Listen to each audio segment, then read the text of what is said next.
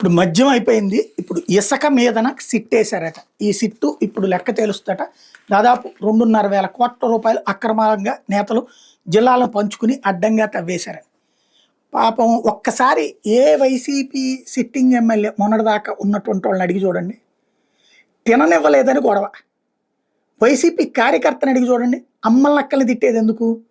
ఇవాళ తెలుగుదేశం ఎమ్మెల్యేలు లేకపోతే వాళ్ళ కార్యకర్తలు బెల్ట్ షాపులు చూసుకుంటున్నారు, సంపాదించుకుంటున్నారు, ఇసుక సంపాదించుకుంటున్నారు. జనసేనో తెలుగుదేశమో బీజేపీనో అదే తమకు అట్లా తిననివ్వలేదని వాళ్ళని తిట్టింది తిట్టుకుంటుంటే వాళ్ళందరూ ఇసుక తినేశారని చెప్పి ఆంధ్రజ్యోతి రాస్తే ఏముంటుంది అక్కడ? బేసిక్గా అదంతా ఆ రోజునే ఓ సంస్థకి ఇచ్చారు. తింటే జగన్ తినాలి ఆ సంస్థ నుంచి డబ్బులు. అలాగే మద్యమైనా అంతే, జగన్ దగ్గరికే పోవాలా. అంతేగాని ఈ కింద వాళ్ళకి వెళ్ళలేదంటే కదా వాళ్ళందరూ అసలు జగన్కి వ్యతిరేకంగా ఓట్లేసింది. ఇంకా ఈ కథనాలు రాసుకుంటే ప్రయోజనం ఏంటి?